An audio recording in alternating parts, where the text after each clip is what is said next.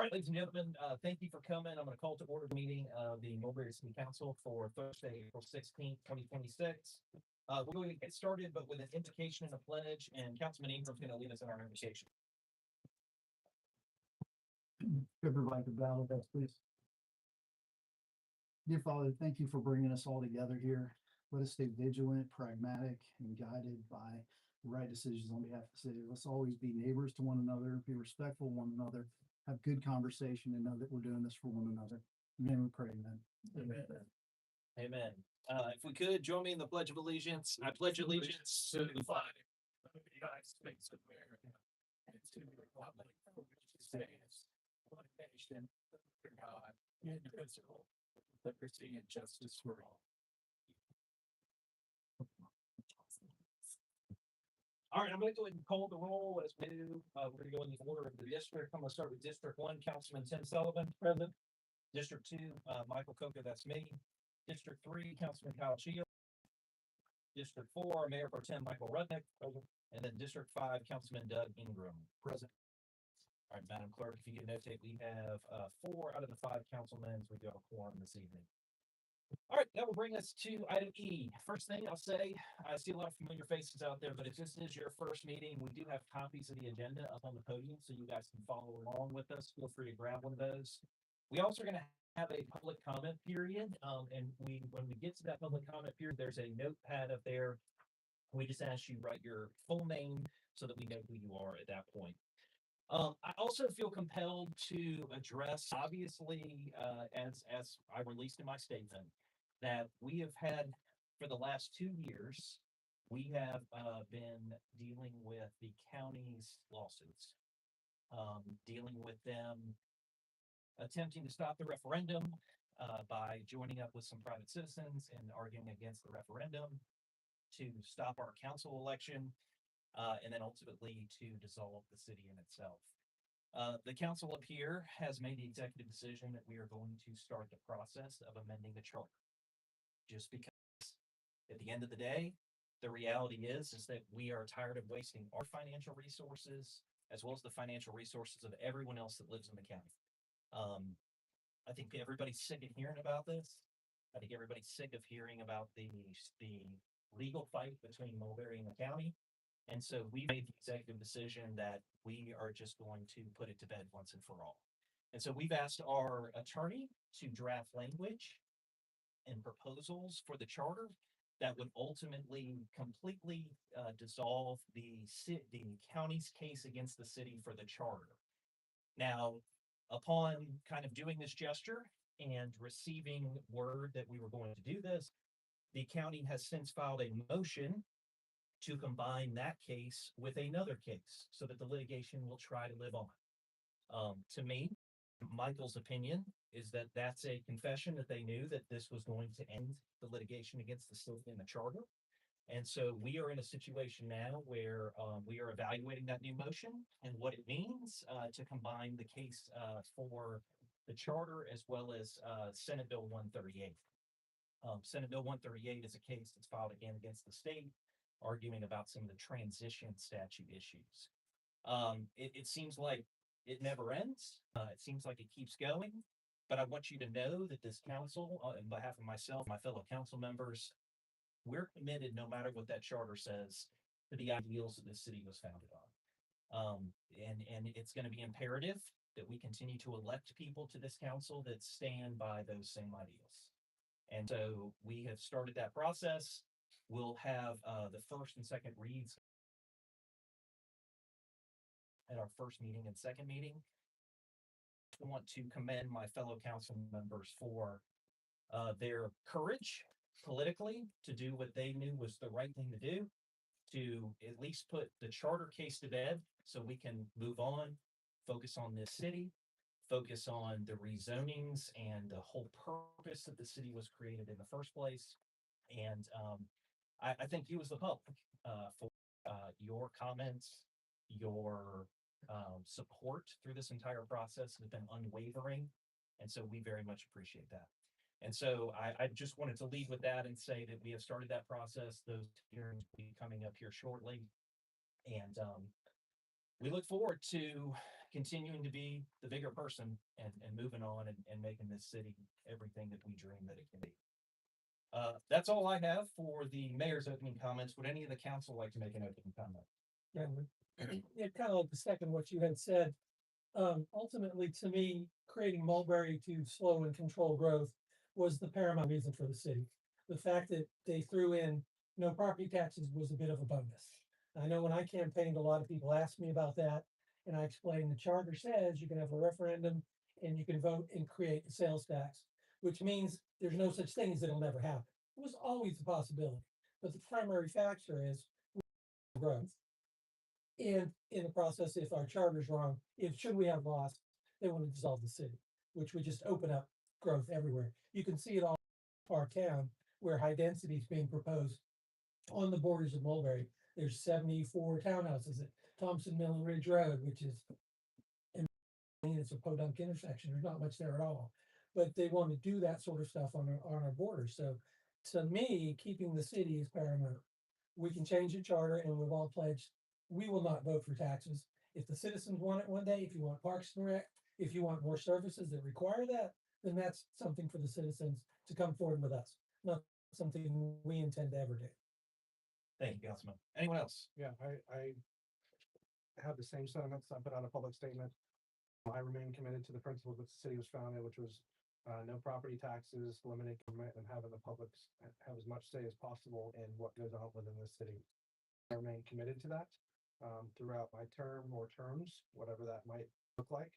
And I will continue to live by those rules, whether they're in the charter or they're not in the charter. That's one of the reasons that I thought the city was a great idea, was because we're going to have a limited government. It's going to be a limited service city, and we're going to be able to control things that we wanted to control within our city limits. I remain committed to those same principles, and for myself. Anyone else?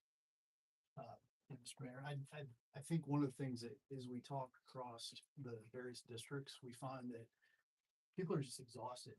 We live in an environment today that can be very divisive, and there's a lot of animosity from one side to the other. It seems as though we've somewhere along the way forgot how to talk to one another, to work through problems. And so this city and kind of the path we went down was focused on local representation, and can we have more local input in the decisions that affect our community and affect our children and affect our safety, our city, and everything else. When I start to see language from the county that wishes to extinguish the city and the will that the people showed in voting for that referendum, quite frankly, it's a little. And I think we have been very diplomatic about trying to have conversations that are focused on diplomacy and how do we find common ground. But we're now in our 13th or 14th lawsuit. And quite frankly, the only benefactors in those lawsuits are the attorneys and continued divisiveness. And so I think that we took a stand, and I share your sentiment that I'm proud of the courage that we showed. And I think we need to continue to chart a course for the city that is based on the ideals in which it was founded. And we'll continue to do that. Perfect. Thank you, Councilman. All right, next item is the item G, the city manager's opening comments. City manager, everything to add? I just got two quick things. The first thing I want to say is myself and my staff are very thankful to work with a council who's willing to do whatever they feel is necessary to protect their neighbors and their citizens. It really does mean a lot to have tough conversations about what's best for the area, and you all have always chosen to do what's best for the residents here at Mulberry. The second thing I want to do is just say, hey, we are working on the Mulberry Jam. For those of you who kind of came out and saw the our open house, thank you for coming to our open house the other day. And we're really going to have a really good time. We changed the time, so be on the lookout. Like, it's not going to be from 8 to 12 anymore. It'll be probably from about 3 to 7, I think is what we settled on, or 3:30 to about 7:30. And be on the lookout for the location. If you know anybody at the table who wants to help sponsor the event, who wants to play some music at the event, let us know. We're going to be bringing in as much people as we can. We just want to show and have our first real city community event. Thank you, city manager. All right, that will bring us to action item H, which is consideration of tonight's meeting agenda. Has the council had sufficient time to review the meeting agenda, and is there any additions that need to be made? All right, hearing none, I will go ahead and make a motion to adopt the council meeting agenda for this evening, Thursday, April 16, 2026. Do I have a second? Second. Thank you, Councilman Sullivan. Any discussion?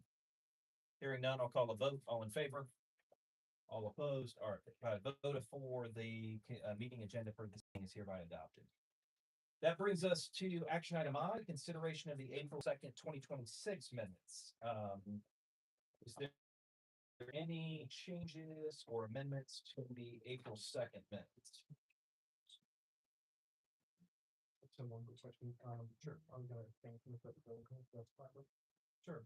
The mayor pro tem has requested to abstain since he was not here for that meeting, so we'll honor that request.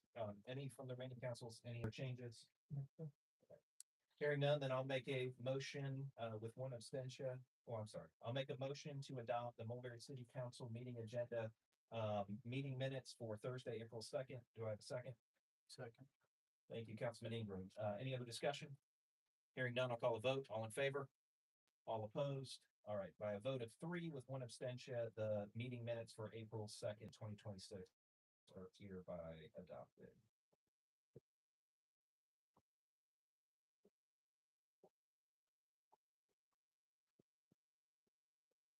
All right, that brings us to action item I, which is the public comments. All right, ladies and gentlemen, this is what we talked about. This is now the opportunity for you to make a public comment. Again, we have a notepad up there. We just ask you to write your name for the record. When you come up, if you could do us a favor, if you could state your name, you could state where you live, your address, and if you know what district of Mulberry you lived in, if you could state that as well. We do limit all public comments to 2 minutes, and the council does not respond to these public comments, but we do listen intently. So is there anyone here who would like to give public comment? All right, come on and forward.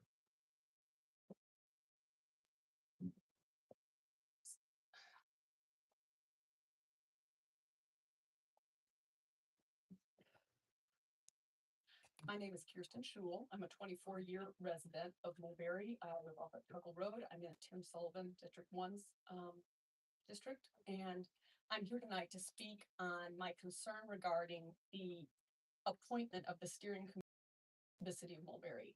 I only recently became aware there even was a steering committee. To my knowledge, there's no public knowledge about a steering committee being created, and even people that have been appointed on it don't know that they've been appointed. I actually reached out and said, can I be part of this? I'm vested in this community. I have 4 kids. I've been here for 24 years. I would like to be part of this. And I was told by the mayor, who are the people? Who are we voting in? And so he sent me a list of all the people. A lot of you guys you're on there, which is fine. My concern is that also on this list is an attorney by the name of Melody Gluten. She is the attorney that represented Brand Properties. Brand Properties is the development company that tried to develop the land adjacent to Second-Year High School. I spent so much of my time with other members of this community that fought so hard to stop the rezoning process that was going to allow Brand Properties to put high-density 750 apartments next to my child's high school. I did petitions. I sat in rooms with Brand and Melody, and we went head to head about how this doesn't need to happen. And someone here in this room thought it was a good idea that she should be on the steering committee for our new city. I would like answers. Who thought that was a good idea? And I also don't want her on there. If you're going to vote on that tonight, as a citizen of this community, that is a conflict of interest. That's it. Thank you, Ms. Schul. All right, is there anyone else who'd like to be in public?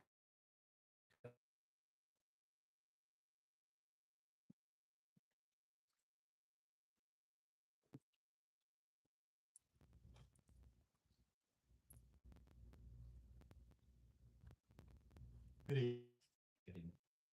I'm Steve Hughes. And I would like to say one thing in regards to the lawsuits challenging the Mulberry charter. I believe that those who oppose the lawsuits like to use Gwinnett County as a whipping boy.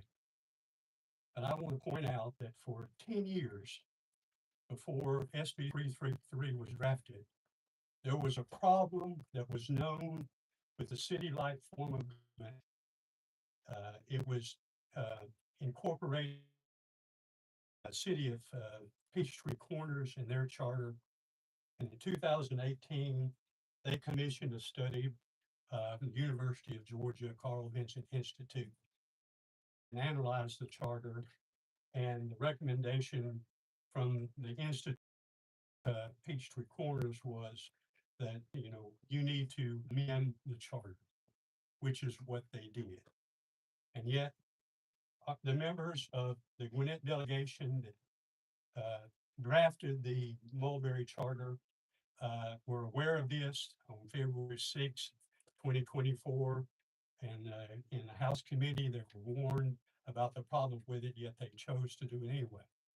So I believe that the problem, fence, the trouble, could have been and should have been avoided had the city come into existence in the right and proper and normal way. Thank you. Thank you, Mr. Hughes. All right, would anyone else like to give a public comment? All right, hearing none, I'll go ahead and close the public comment period. That'll bring us to action item K. There's a public hearing section. Is there any necessity for a public hearing? So, when we were all at the retreat, I don't think I told all accounts, so I'm just gonna take a second to do this. And we were looking for software to kind of handle our agenda items. Our very own Rebecca Kiefer actually built one for us. So instead of the expense that we've been talking about with Granicus for it, Rebecca built it. So here's the first real template that you can see of an agenda being posted with it. So this is all the items that are there. We usually have 2 separate action items. And so we are working through it, but that's why you see some of the sections that are blank, because we don't have anything to fill there. Gotcha. Thank you, Rebecca, for taking that.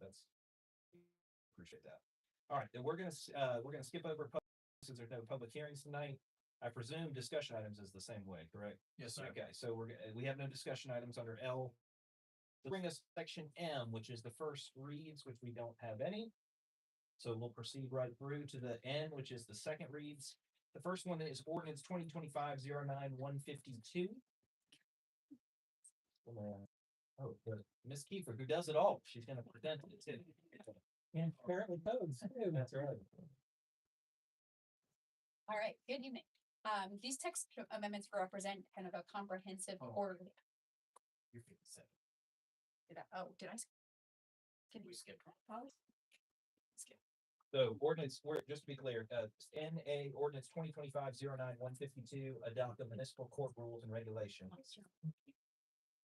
It's small, yeah. Very quickly, and this is just this is the layout of how you're gonna run your courts. Talks about who's the chief judge and how they are successors.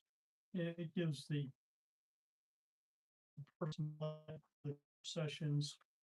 It also talks about the court, contempt of court, failure to appear, court fees,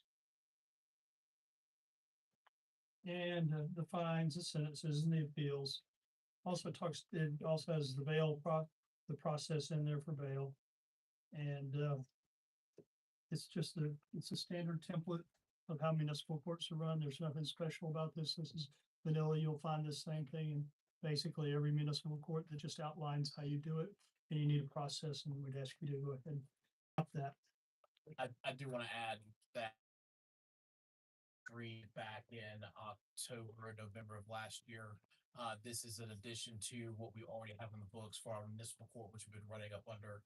So we just want to go ahead and close the loop, beef this section up a little bit, and that's why you're just now seeing the second read. Okay, thank you. Any questions from the council for the city attorney? I have one, Mr. Mayor. Okay. go ahead, Councilman. It's pretty simple, just in terms of the current function of the municipal court, you're satisfied with. Absolutely. We have 2 really good judges. We have a brand new clerk who is doing a fabulous job. And as a solicitor, I'm doing the best I can. Thank you.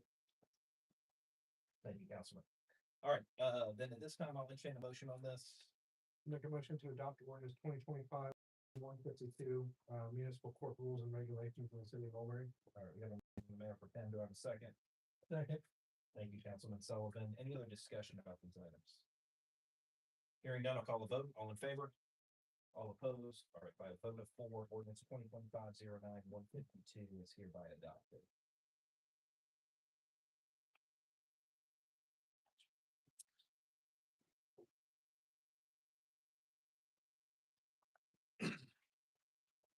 All right, that will bring us to N, second read, item B, ordinance 2020-031. Apologies, I'm really excited about getting this adopted. So these text amendments represent a quarterly effort for maintaining the code as we continue to use the UDO that was originally adopted. What's worked? Are there errors? Are there consistent with the purpose and intent? These policy intent. By example, we've made some red line adjustments to the definitions, permitted uses, closing the loop on the OSC zoning designation to prevent those kind of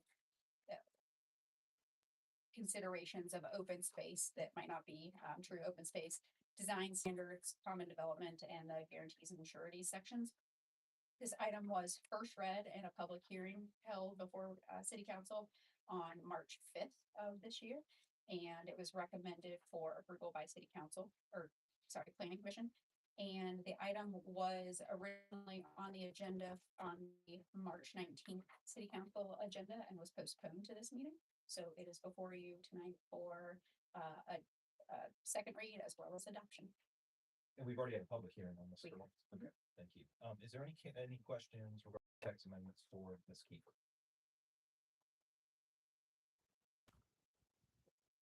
Hearing none, I will make a motion to adopt ordinance 2026-03157, which is an ordinance to the Unified Development Ordinance of the City of Mulberry, pursuant to some text amendments. Do I have a second? Second. Thank you, Councilman Ingram. Any discussion? Hearing none, I'll call the vote. All in favor?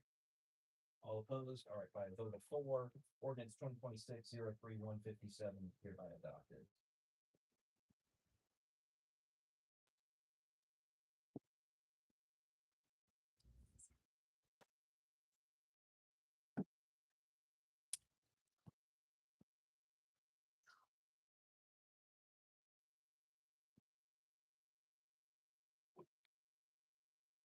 All right, ladies and gentlemen, that brings us to action item O. First one is resolution 2026-0359, appointment of comprehensive plan steering committee. City manager is going to take care of this one for us. Yeah, I'll take care of it. So, for those who don't know, the steering committee is something that staff puts together as far as like stakeholders, the requirement inside of DCA's comprehensive plan updates that we have to submit. DCA originally gave a time frame of the transition period in order to do this, and it outlines how it's supposed to be done. One of those things is that for the comp plan only, to pull together stakeholders from a variety of different fields, reasons. There's some stipulations there. They have to be either from another agency area or work for the city or elected here.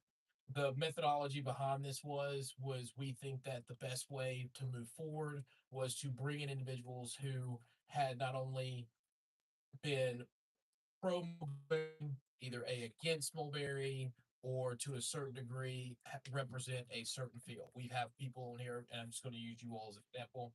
Tim, as y'all know, as we talked about, is no growth at all. The mayor has led with a very optimistic outlook on there are some things that have to happen, but we still stand by what we originally intended the city for. Those two are a little bit of opposing opinion, which is why we chose them. There was a question about who is here. That individual does live within everyone who is on our list, we feel is vested in the city one way or another, or vested in the county to a certain degree that we think is needs to be represented, like the schools, like the chamber, or Jackson EMC, which covers 99% of the city when it comes to power. So that's the reasoning behind it. Again, this is just what staff's recommends. We are checking the box as we move forward. The steering committee will only 4 times. This is just to present what we have before we go take it back out to the public. Similar to what we did for the open house. That was on Tuesday. Everyone came in. They told us the good, bad, and the ugly about what we had planned. They gave us their ideas. We're incorporating that into the plan. This is just stating that we will show that to the steering committee first and get a secondary stakeholder opinion before we go back to the public with the revised plan. And then we go through that methodology 2 more times. So we feel that we have a very good comprehensive plan that we can share and adopt. All right, thank you, Mr. City Manager. Before we begin or any questions for City Manager, I'm gonna read the names of the individuals, if that's okay, so the public knows who's on there. So first we have individuals from the city. We have myself, Michael Coker. As the city manager stated, second person is Councilman Tim Sullivan. The third person is the city manager, Jamieson Palmer. 4 is Rebecca Kiefer, our planning director. 5 is Chris Adkins, who's the chair of the planning commission here in Mulberry. 6 is Kevin Arocha, the zoning board of appeals chairperson. 7 is Jeff Timler, he's a resident in the city. 8 is Wayne Stansel, who's with us here tonight. He's graciously agreed to help us out. We have other regional stakeholders that are recommended. We have Patrick Burke. He's a representative for Gwinnett County Public Schools. Also a resident, sir. Also a resident, thank you. We have Melody Gloughton, which has been mentioned as an attorney at Anderson Tate and Carr, who's also a resident. And then we have Jennifer Fennell, who's the district manager for Jackson EMC, who's the power carrier, and then obviously one of the largest parcels here on land as well. And then we have from the county, we have Nick Messina of the Gwinnett Chamber. So those are the individuals that staff has recommended. Is there any questions for the city manager before we discuss? I have a few. Is there a cap on the No guidance? cap. Okay, so There's no cap. There can be some ads. Here's what we did, right? I kind of went through and looked at a list with staff of people who have kind of come in for whatever reason and reached out to the city about a month and a half ago. And we said, who is pro-development and who is anti-development? And then we tried to put as many of those people on the list. Out of that list, we pulled about 20, 25 people. These are the people who answered. Gotcha. Okay, understood. And one other, maybe 2 other quick questions. Meet 4 times a year? No, Is that what no, you- this ends at the end of the year. We have to have the comprehensive plan And there's gonna to be meetings DCA, and there's gonna be meetings by the end of the year. between now and I think we wrap up in August. With the draft, and then there's a review period and then ultimately adopt. We have to have the comprehensive plan put together and submitted to DCA before December 31st. But they have a 60-day review period. Mhm. And then it's about 90 days from when they review it, if they have copy make, and then we resubmit before, again, December 31st of this year. Working from what we start at the base level with, and as y'all know, we've been talking about this internally for over a year, right? So what we started with the base layer with, how we want to change the zones, how we're changing the districts. Then we're going through the public process now, which includes these stakeholder meetings. So that's where we have the public come in, like we had the open house on Tuesday.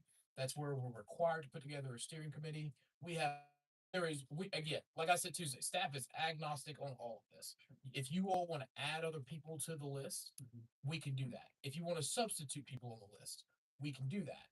When you look at this list, though, it's primarily made up of people who are residents here or who have a large say-so in a lot of the activities. Again, our power provider, there's things that if there were new developments or anything else that affects them, the school district, because there's certain things that happen that can affect our schools as far as new facilities.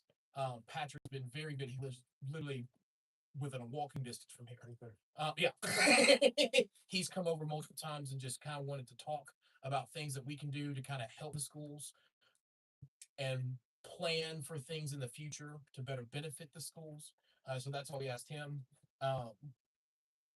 Melody, again, she's an attorney. She represents anybody who comes in and wants to do a development, yay or nay, however we feel. And as a resident, I think she feels agnostic, and as someone who I believe personally voted yes for the city. Of things that there are things that, you know, she could be helped. Of the meetings, I'll try to be brief here, but format of the meetings for the steering committee 4 times before the end of the year, a couple of hours, half-day sessions, whatever. Yeah, 1 to 2 hours. 1 to 2 round. hours. Yeah, Got I think the first one will be the longest one. Okay, and then the objective of that is just to make sure that there's a good representation of views, so to speak, so that it gets compiled into the plan that then gets voted on. This is to make sure that we're processing the data right. Gotcha. We take in all the data from it, all. We put into the format that they request. This is just a peer review, proofread of the data. Gotcha. Thank you. Any other questions, for the city manager before we discuss? All right, hearing none. So I'll start off the discussion and I'll say this is that, there's a reason we started Mulberry. And, it was because many people had complaints that they felt that with Gwinnett County, with each commissioner representing 250,000, that they felt like their voice could not be heard. And we made a commitment that we're gonna be different. Each one of us represents 8,000 people. And so when this got sent out, I'll tell my fellow councilmen, my phone was blowing up. And to me, this is what makes Mulberry great, right? I mean, this is why we are what we are. And so, you know, Thomas Jefferson said a government closest to the people is the one that works the best. Amen. And so, if there's concerns, I certainly think the concerns are valid for, Ms. Glavin, the attorney who's represented all these developers. And so my position would be that we remove Ms. Glavin, and I would recommend that we add Mr. Brian Lapper. Mr. Lapper he's here with us. He's a veteran, and I could not think of a better person that I would want on this organization to represent the city and what the city needs. He has been a supporter of Mulberry from the beginning, but more important, he tells it like it is. And so mine would be, and I would make the motion. So I would make a motion to amend resolution 2026-0359 to remove item 10, Melanie Glauton, from the list of the steering committee, and in the place I would add Mr. Brian Leopard. So we have a motion on the table. I'll second that. Yeah, we have a second. So we have a motion, we have a second. Is there any discussion about that amendment? Would anyone else like to say anything about that, or? I took the right down Hold about on, that. one at a time. Go ahead. I'll- But there's way down your next one. I was gonna recommend striking the two for the same reason. Okay. But yeah, and I should ask this question, I apologize. Do we know what district all these people come from? And is anybody else on this list from my district, or are there multiple people from other districts who will be equally represented across the board? That's a good point. I do not know that answer. I don't think that was how we decided the factor. We just looked at the city report to, pro versus no. I mean, I think to your point, they have their council, they're elected on the phone. Yeah. So I would say that that's a benefit that District 1 has. Obviously, the other benefit that District 1 would have is if Jackson EMC representative was on there, that is in your district too, that Jackson property, right? So I think District 1 is well represented personally, but. And there's 4 to be represented as well. Correct, yeah. If the amendment approves Mr. Lambert, then that would be a District 4 representative. I also might, just in the motion before, the discussion, we have a person that spoke pretty eloquently about some things regarding the steering committee. I've known, Ms. Schul for quite some time. Our kids go back a long way, and, she could be very beneficial. I think she may bring a perspective. I know that's not on the motion now, but, I was gonna make that in a minute. you were, okay. You Fair enough. Yeah, you could add that. It's not a problem. Fair enough. I'll wait to make the motions. Well, if it's addable, then I would like to add that to Mr. Coker's. Hold on, motion. no, it's a separate motion. Okay, so I thought you said- so the proper procedure is we have a motion on the table. You can make a motion to amend the motion. Okay, so you can to amend the motion, and then you would draw a second, and then you would say, and then we would call the vote. If you wish to amend, you make a motion to amend to add the individual. And if you get a second, and then you vote on the amendment, then you go back to the motion that the mayor made the first time, you vote on that, and then you'd have both steering committee if that's your will. Okay, I would like to make a motion to amend the motion if she is willing and available to add Kristen Schul to the steering committee. All right, so we have a motion to amend my motion, which is to remove Melody Loudon, to add Brian Lappert, and then to add, Kirsten, right? Kirsten Schul to the, steering committee. Okay, so we have a motion. Do we have a second on the amendment to the amendment? I'll second that. Okay, thank you, Councilman Ingram. Any discussion on that? No. Okay. Then I will call a vote. All in favor? All opposed? All right, so we have added Brian Lappert, and then we have added Kirsten. You need one more. You need to have the vote on, he amended your Okay, amending. so the amendment is now amended. Yes. Now you're gonna vote on your motion as amended All right, by thank the you. council. You guys are really testing me. Where's that? Right. Robert's. Yeah. All right, so now we have an amended amendment, pursuant to the request by the District 1. So I need to call the vote on the amendment. Okay, so all in favor? All opposed? All right, by a vote of 4, the amendment carries. So we have now struck Melanie Glauton.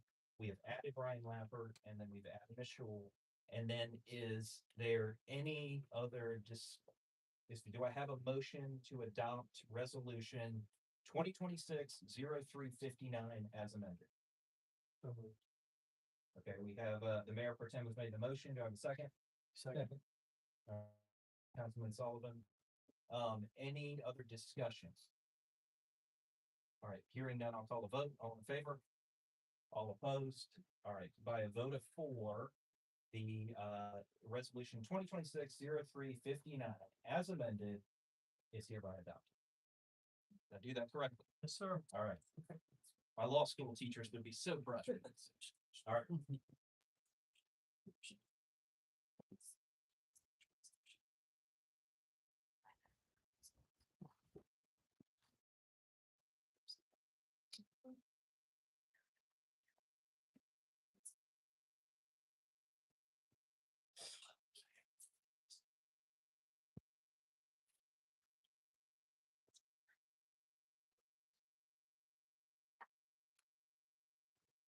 Ms. Schul, can you spell your first name for me?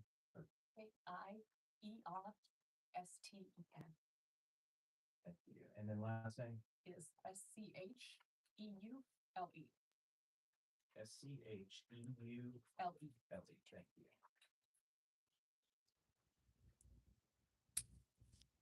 All right, Thank you so much. All right, moving along. That brings us to action item B, resolution 2026-0460. Yeah, city manager, you gonna present that? Yeah, Okay. I'm gonna close this out. You'll look at the rest of these. Okay. We have probably the second most question that I've gotten this couple weeks is when can I add Mulberry to my address? And the easiest answer is we'll go through the process. You can always use Mulberry. You just keep your own zip code. And apparently we're not the only person who has been getting that question. So, Congressman Clyde's office reached out to us and said, hey, you're probably getting the same number of questions that we're getting. People are super excited about Mulberry. They want to be able to add it to their address. I told them that I want to help, but I need kind of a resolution from you all in order to move forward with it. And, there is a standardized process to where, we as a city can go to the Postmaster General. But I think that at the rate that people are trying and getting excited about it, we could get this done a lot faster through the Congressman's office. So With that, in speaking with his office, we just agreed that we'll put up a resolution and see if they get their assistance with it, similar to what we did with the Census Bureau. And so we want to put forth and ask for your approval on this resolution to send it to his team. So we go ahead and start getting a post office, a Mulberry zip code, and to officially change everyone's city address to the city of Mulberry. Any questions for the city manager about, you're presenting both resolution 260460 and 61, they're both in tandem, or no, I'm sorry. The next one's They're separate. Yeah. Okay, so, any questions for the city manager about 2026-0460? Yeah, as somebody who doesn't like to spend money, does it require a post office? I mean, USPS is bleeding money by the day. Do we actually have to have a physical post office building to get a zip code for the city? So one, that would be us. It'd be the federal government who decides whether or not we get a post office. Okay, so it's not required. Yeah, it's not that I know of. Yeah, It's not a it's kind of requirement to have that versus that. Yeah. We are asking for that. A lot of, like, right now you have to go outside of the city limits in order to go to the post office. The only thing that we have is where you go not receive it for the distribution center for the post office. There's been a lot of outcry of people wanting to be able to either have a PO box here, or they want, to be able to go and be able to send mail from a post office box. So this is just a part of that request to explore that option. I'm not sure that the federal government wants to build a post office here, but we won't know until we get those questions asked. Because that would require them to buy land, that would require them. Yeah. So And the second question too, I mean, it all sounds well and good, but anybody that has a business in the city is gonna have to change their business cards, their stationery, so on and so forth, if you create a brand new zip code number. Have we considered that? I mean, it sounds great to do it. You can put Mulberry on your mail. I've told people that for the last year and a half. It'll still get to you. I just wonder if this is not an overreach, something we don't need to be. Small government, right? We're gonna make everybody change their addressing information, their billing information. All the homeowners gonna have to send in, oh, I'm now in this zip code, Jackson, all my bills. It can be a nightmare. So the homeowner wouldn't have to do anything, right? But there is a chance, even if you were to keep your zip code and you were to write Mulberry, that your mail would not get delivered or you would not get it. This is a pretty standardized process that would occur regardless, because we are a new city, especially of our size. This is just a resolution that would be sent to the congressman's office to help speed along that process. And even in that process, regardless of the route that we go, it still would allow for dual addressing. So everyone could still put and use their existing address and get their mail. Everyone could now be able to go in and put in a new zip code and Mulberry once that number is given to us and still get their mail. There is nothing that we required upon the residents in order to make the change. This is just saying that, hey, we see the need and we see the questions that are being asked, but it has to be formally done in order to move forward with even documentations on your license, a whole host of issues that, from a regulatory standpoint, we have to do. Like right now, if somebody wanted to find our city hall, they have to type in our address, Tequila, Georgia, right? There's no way of even saying we want to go into Mulberry. We've been fighting with Google for a month now because we finally got Google to show Mulberry on the Google map, but you can't use it when you want to go somewhere. Or if you do, it takes you to Barrow County. Right. So this is because they pull postal data. So the easiest way to do this is to just let the federal government do what the federal government does and let them handle that for us. Because then we would have to go to Tequila, go to the Postmaster General's office, start with, the Postmaster General for the state, then they would take it to the feds. Then it's a 2-year process versus just let the feds do it on their own. And that's one less thing that us or our residents have to worry about. Okay, I just don't want to put any undue pressure on people that live here, because it'll come out and all the heads will explode and turn to fire. Yeah. Andrew, Congressman Clyde's office was just gracious enough to say, hey, I know what's coming. I know you're probably getting the same phone calls I am. Let me just take this burden off of y'all and we'll just handle it since it's at the federal level. I think I'll add too. I mean, so I have an Auburn address. Miss Troy, I could throw a stone and hit your house. So what's your city? Pushton. And then you go directly across the interstate, which I could throw a stone and hit. And what's the address on the other side? Buford. And then those who live in Hamilton Mill, what's that? The Q, Tequila. right? Like, it doesn't make any sense. And so, while I understand the inconvenience of, yes, you may have to call your bills and tell them, but I mean, I think most people today do paperless billing anyway. Mm. I think the camaraderie and the community that would come from everybody having the same address and not being Auburn, Pushton, Buford, Tequila, I think is a very big deal, and I would be 100% in favor of this, but. Yeah, we've always been the city without a city. I mean, when we, Right. Hamilton Mill is not Tequila. I'm not Pushton. I have to tell repair people that I live in Pushton. They're like, we don't go there. I'm like, I'm not really in Pushton. Counties are two cities away. Yeah, I mean, there's 5 cities within our city. So this is probably the most common question that I've gotten in the last 18 months as well. Well, and the other good thing is, right, like, again, we, as staff level, we believe in limited government too. This process is daunting and we have enough to do, right? So Yeah. for the demand that we're seeing from people and to have Congressman Quad kind of come to us and be like, I know what you're getting, let us just take this burden off of you. Like, on a staff level, we're like, great, now I don't have to like add that to someone or add another position to kind of help take away the workload.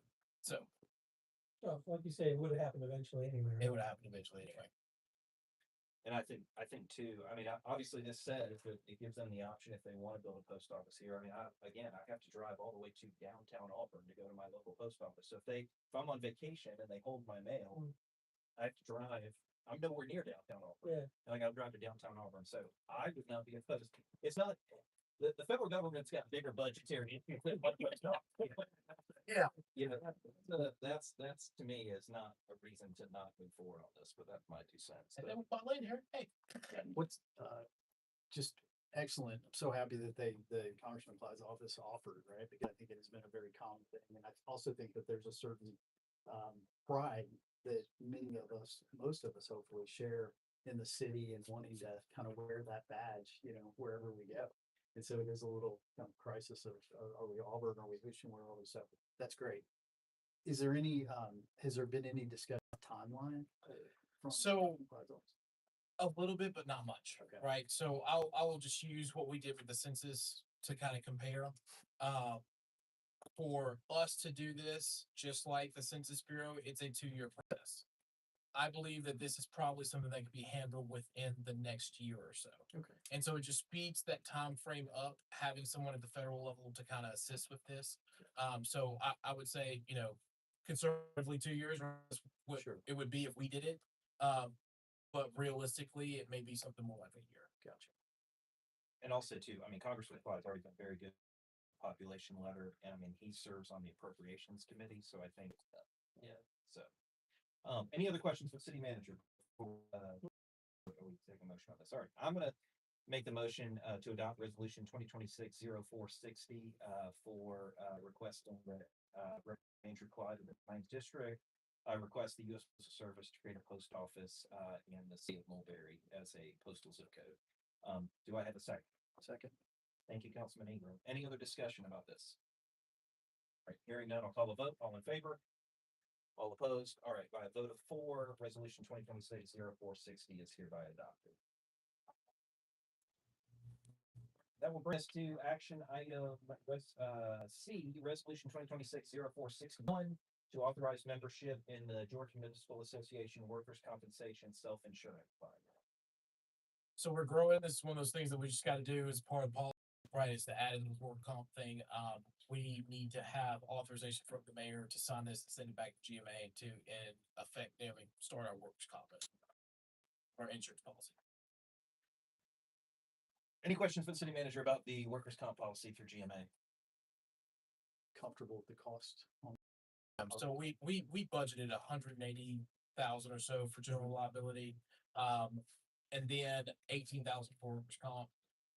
With quote that we came back, we're significantly under that. We're within more like the 60-70 range. So, just preparing for what possibility could happen. There are some budget savings with just hitting this number back and knowing what the quote was higher than that. Yeah. And so now we can make some adjustments. So budget was higher than. Budget was higher than the actual quote that came. Right. Yep. Good question, Councilman. All right. Hearing none, I'll entertain a motion on this. Make a motion to approve, adopt resolution 2026-04-61. Thought membership in GMA workers' compensation self-insurance fund. And allow the mayor to execute the necessary documents. And allow the mayor to execute necessary documents. Thank you, Councilman Ingram. Do I have a second on that motion? I'll second. Thank you, Mayor Pro Tem. Any discussion? Hearing none, I'll call the vote. All in favor? All opposed? All right, by a vote of 4, resolution 2026-04-61 is hereby adopted, and the mayor is to execute those documents. All right, that will bring us to action item D, which is an update on the employee handbook. So, here are the highlights of what the update was. We had talked about this when I first started. We wanted to put together, I think I called it at first, council policy manual. And then we initially talked about like employee handbook manual type situation more so than anything.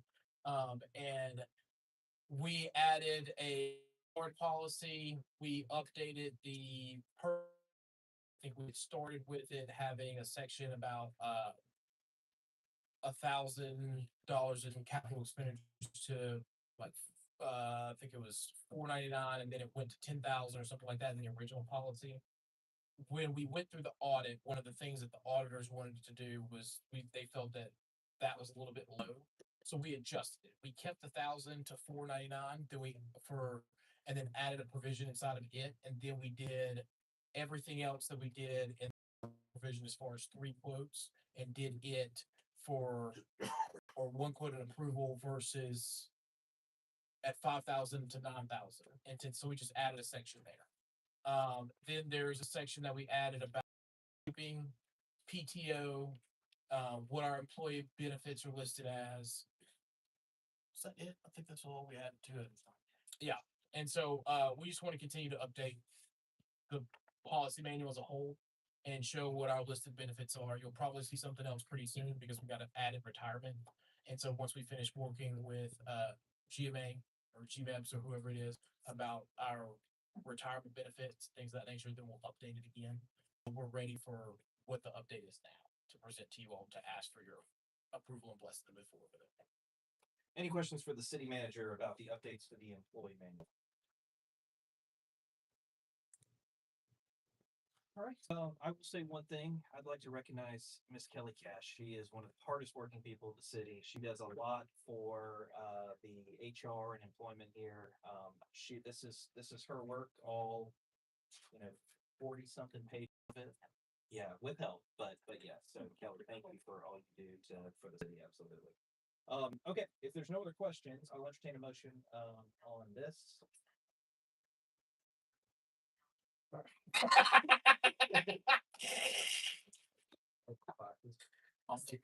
make a motion, Mr. Mayor. The motion is to adopt the updated employee handbook as presented. Yes, sir. Thank you, Councilman Ingram. Second. Second. Thank you, Councilman Sullivan. We have a motion and a second. Any other discussion? Hearing none, I'll call a vote. All in favor? All opposed? All right, by a vote of 3, the employee handbook is hereby updated.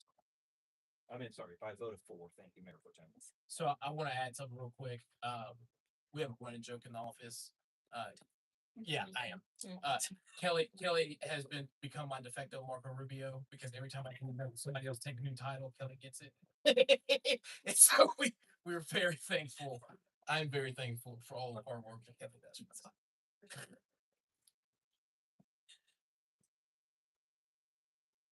I think you're tired. So that's- All right, that will bring us to action item OE, the third-party contract with Gwinnett County. I'm requesting this item be tabled. We've been working with Gwinnett County and the tax assessor's office in a 3-party contract. Our goal here is now that we've taken over stormwater, we don't feel it's proper that the city send out, any form of a bill. That's part of the things that we agreed upon. We've come up with an agreement, just like all the other cities in Gwinnett, to have our fee added to the tax assessor's property tax bill so that there is no city property taxes. There's no city property tax bill. You will not receive a bill from us. And so that is the agreement that we